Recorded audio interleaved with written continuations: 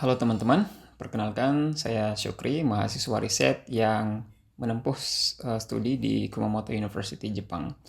Nah, pada lanjutan video kita kali ini kita akan membahas tentang pada elemen-elemen ekonomi politik mana saja sih yang bertanggung jawab dalam intervensi reformasi rekrutmen guru di Indonesia dan apa saja dampak yang dihasilkan. Sebelum itu, beberapa konten video ini mungkin akan bersifat sensitif, so saya mohon diskresinya. Apa yang saya sampaikan pada video ini tidak untuk mengeneralisasikan dinamika guru di seluruh Indonesia. Dan yang terpenting, apa yang saya sampaikan pada video kali ini adalah hasil ulasan saya dari beberapa riset yang telah teruji dan semuanya bisa dipertanggungjawabkan. Dan nanti juga bisa teman-teman lihat referensi-referensinya. Baik, kita akan mulai saja pembahasannya.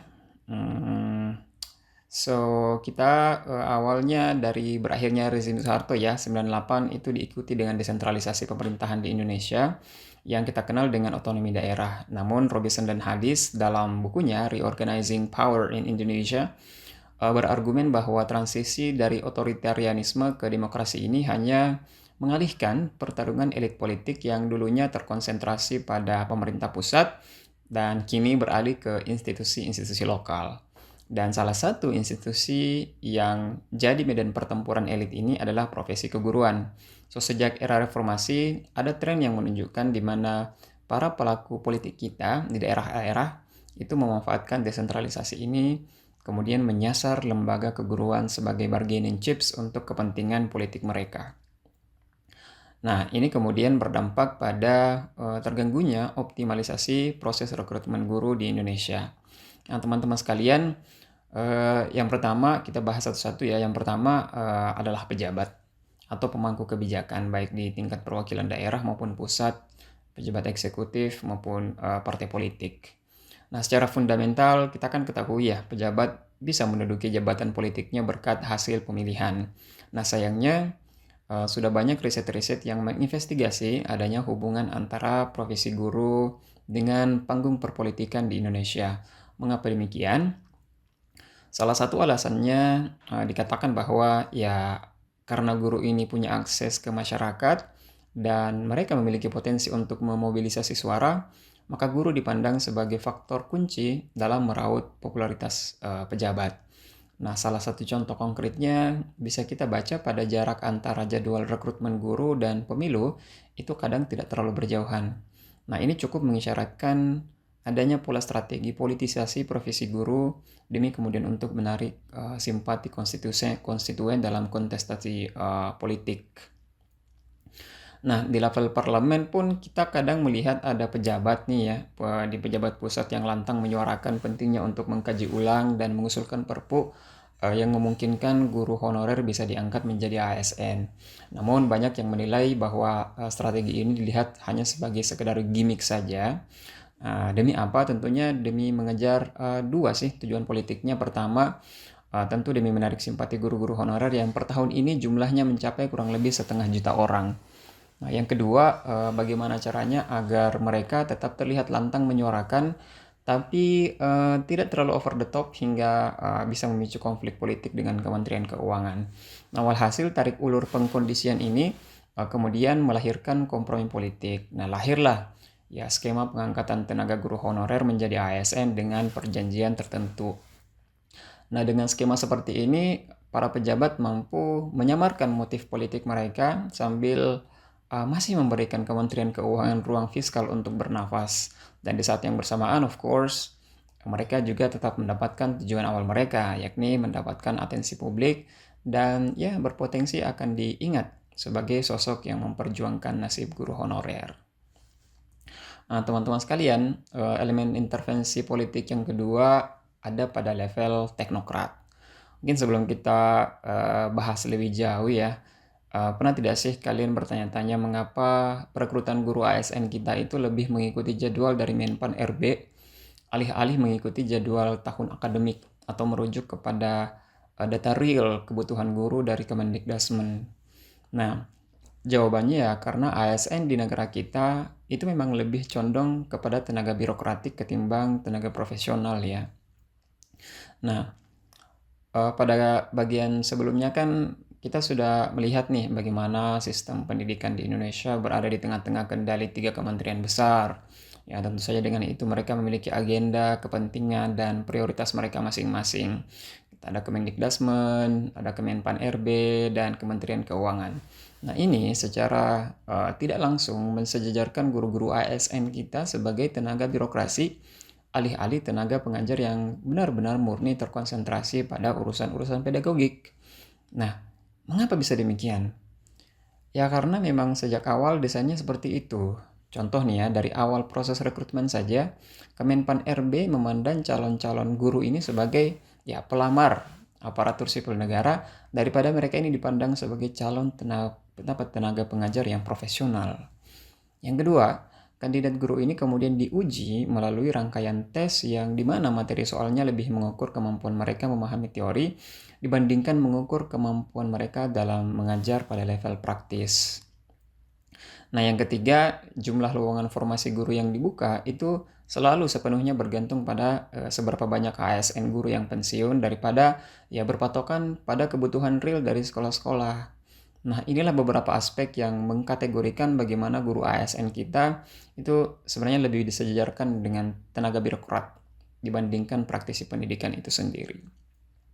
Nah, teman-teman sekalian, di satu sisi, ya saat ingin mendatangkan guru ASN, sekolah-sekolah tuh harus tunduk oleh aturan pemerintah, sementara untuk mendatangkan guru yang honorer, ya pemerintah justru lepas tangan, it's all for yourself, ya kan? Nah, kita tetap akui bahwa Kemendikbudrismen dan Kementerian Agama itu telah mencetuskan beberapa program untuk mendata guru-guru tenaga guru honorer di sekolah ya. Dengan itu kemudian diberikan peluang untuk mendapatkan skema remunerasi. Namun sama saja, guru honorer tetap tidak memiliki alur karir yang jelas untuk kemudian bisa dipromosikan menjadi ASN. Dengan kata lain, satu-satunya jalan pengangkatan yang bisa mereka tempuh ya hanyalah dengan cara mengikuti tes CASN. Ironisnya, dari satu-satunya jalur yang hanya mereka bisa tempuh, ada 2 jalur teknokrasi yang tetap bisa memblok proses pengangkatan ini bisa tetap dilaksanakan. Yang pertama, ya setiap gelombang penerimaan ASN harus disetujui terlebih dahulu oleh Kementerian Keuangan, sebab stabilitas APBN 20% senilai 750 triliun diklaim bisa terganggu apabila pemerintah memaksakan yang mengangkat 500 juta guru honorer di seluruh Indonesia. Terlebih 44% dari total anggaran tersebut sekarang dialihkan untuk membiayai program MBG pemerintah. So, dengan kondisi sekarang, untuk mengangkat guru honorer menjadi ASN, I'm so sorry to say, secara fiskal it's almost virtually impossible.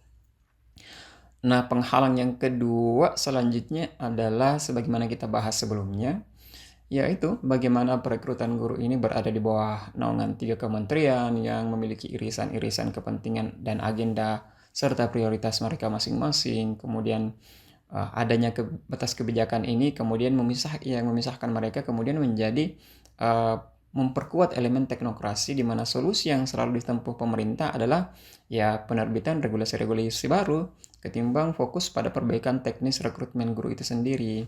Padahal kan kita ketahui ya bahwa penerbitan regulasi baru itu bukanlah solusi yang realistis menurut saya untuk bisa melepaskan proses rekrutmen guru ini terlepas dari intervensi politik. Contohnya, ya meskipun sudah ada aturannya, masih banyak nih ya, temuan-temuan di lapangan tentang maraknya berkas-berkas siluman yang disetor oleh pelamar demi memenuhi berkas yang kemudian dipersyaratkan. Padahal kan ini kan sudah ada regulasinya. So, pembuatan regulasi bukanlah solusi realistis sebab akan ada saja celah yang bisa dimanfaatkan oleh oknum-oknum tertentu dalam proses rekrutmen ini. Nah, jadi intinya untuk mencapai proses yang betul-betul murni, itu tidak akan tercapai apabila kebijakan pemerintah yang dikeluarkan hanya melulu fokus pada kepentingan politik daripada memprioritaskan outcome yang bisa didapatkan dari hasil rekrutmen yang objektif itu sendiri. Nah, intervensi politik selanjutnya juga datang dari, kita jujur saja ya, dari organisasi guru itu sendiri. Di Indonesia kita punya beberapa, saya rasa kita tidak usah secara spesifik menyebutkan. Nah, lo kok bisa organisasi guru mengintervensi optimalisasi rekrutmen guru ini, bagaimana ceritanya? Nah, sebelum melangkah, pertama-tama kita akui dulu ya, organisasi guru itu telah dan terus menjadi garda terdepan dalam memperjuangkan nasib guru-guru honorer. Dan itu patut kita apresiasi, I genuinely believe so. Namun kita juga tidak bisa menafikan teman-teman bahwa isu pengangkatan guru honorer yang rutin teman-teman ini suarakan itu kerap menjadi polemik politik, sebab aspirasi yang rutin mereka gaungkan selalu menjadi sorotan media di mana-mana selama bertahun-tahun. Tapi kan dikatakan ya itu memang tujuannya kan. Nah, bagaimana agar ya publik sadar bahwa ada loh golongan yang diperlakukan tidak adil di negara ini. Nah, harapannya dengan terbangunnya kesadaran kolektif masyarakat ini yang kita bangun, kemudian mampu membangun momentum yang kuat untuk kita kemudian mendesak pemerintah. Nah, disinilah objektivitas tuntutan itu patut kita uji. Sebab pola penyaluran aspirasi populis seperti ini itu akan menampilkan pemerintah terkesan sebagai entitas yang tidak mendengarkan aspirasi rakyatnya. Dan ini tidak begitu sehat bagi pejabat yang ingin menjaga citra politik mereka. Nah, apa ya dampaknya? Ya karena adanya tekanan terus-menerus, penyuaraan aspirasi, kemudian jadi ajang saling teriak antara rakyat dan pemerintah, maka keputusan yang diambil pemerintah bisa berisiko bersifat politik dan tidak berdasarkan profesionalisme. Nah, gagal lagi deh peluang Indonesia untuk mendapatkan guru-guru terbaik melalui jalur meritokrasi. So, organisasi guru, nuhun ya, lanjutkan perjuangannya dan tetap jadi agen terdepan dalam memajukan profesionalisme guru di negara kita. Nah, baik.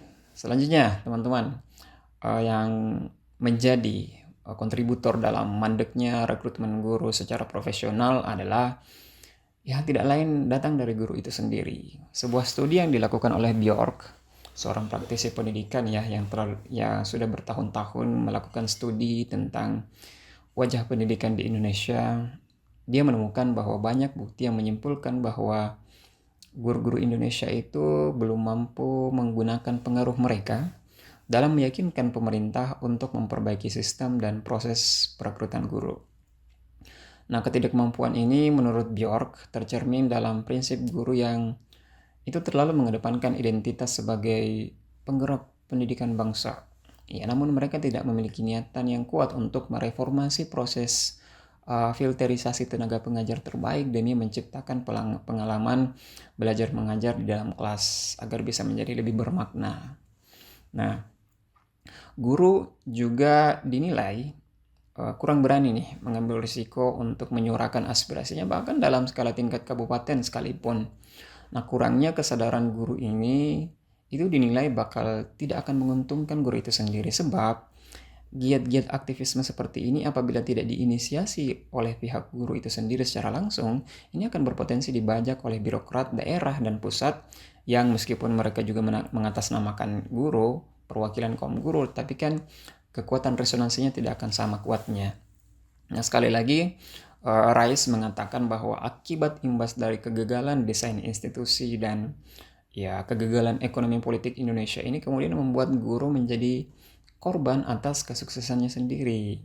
Manajemen guru di Indonesia itu dinilai begitu rumit hingga hampir tidak menyisakan ruang dan waktu untuk pengembangan diri secara profesional di level guru. Pemerintah kita malah kian mempertebal konsep dualisme kategori guru di Indonesia, ASN, non-ASN, hingga guru-guru kita akhirnya sibuk nih mengkhawatirkan dan memikirkan nasib mereka ke depannya, hingga ini kualitas pengajaran di kelas pun lambat laun mengalami pergeseran nilai. Teman-teman sekalian, alasan yang selanjutnya yang menyebabkan rancunya sistem perekrutan guru di Indonesia adalah so sorry to say ya banyaknya guru yang masih memiliki performa di bawah ekspektasi.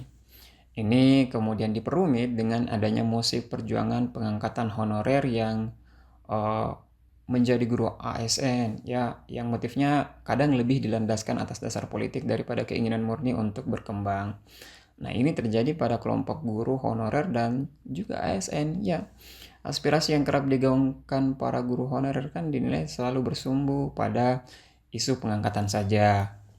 Demikian pula dengan guru ASN. Guru-guru yang sudah berstatus ASN pun mereka dinilai terlalu nyaman nih dengan benefit tunjangan finansial yang mereka terima dan status sosial yang telah mereka miliki, sehingga keinginan murni untuk melihat profesi guru ke depannya bisa semakin berkembang, yang dengan itu harapannya Indonesia juga suatu saat bisa sejajar dengan negara-negara seperti Singapura dan Jepang, itu tidak lagi menjadi agenda utama.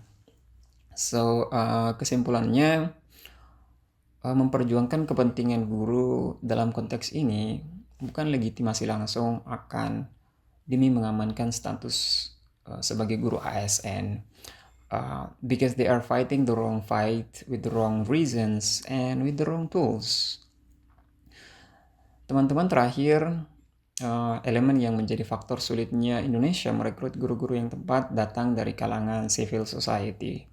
Dalam hal ini, siswa dan orang tua. Secara fundamental, kalangan yang menerima manfaat paling besar dari hasil seleksi guru yang terbaik itu tidak lain dan tidak bukan adalah siswa dan orang tua itu sendiri. Karenanya mereka sebenarnya nih adalah bagian yang penting nih dalam pengambilan kebijakan pendidikan. Kalau saja orang tua siswa di negara kita menyadarinya, ya mereka punya hak ini untuk menuntut pemerintah minta guru-guru terbaik. Tapi sayangnya riset menyimpulkan bahwa kesadaran politik ini nampaknya tidak menjadi norma atau belum menjadi norma di Indonesia. Dan hanya segelintir orang tua saja yang menyadari peran mereka. Tapi mengapa bisa demikian? Sebab ya ada konsep nih yang terbangun di negara kita, di mana pendidikan itu memiliki atribusi sosial ekonomi, di mana pendidikan itu selalu dihubungkan dengan variabel yang keliru.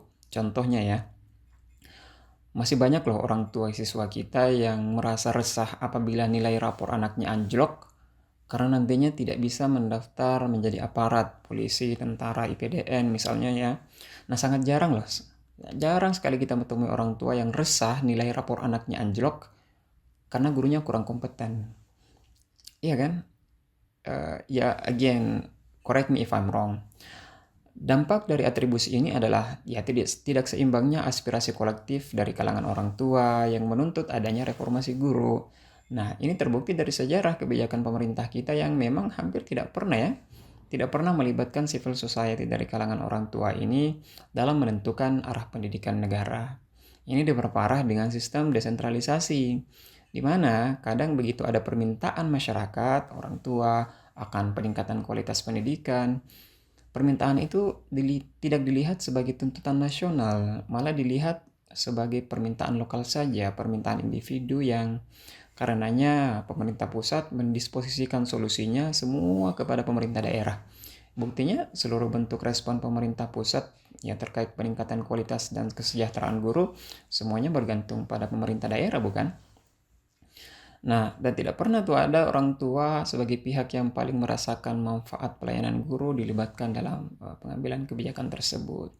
So, akibatnya orang tua dan siswa yang seharusnya memiliki hak ya dalam menuntut dihadirkannya guru-guru terbaik untuk mengajar mereka atau anak-anak mereka itu kemudian menjadi hanyalah sebatas simbol dalam kebijakan pemerintah kita.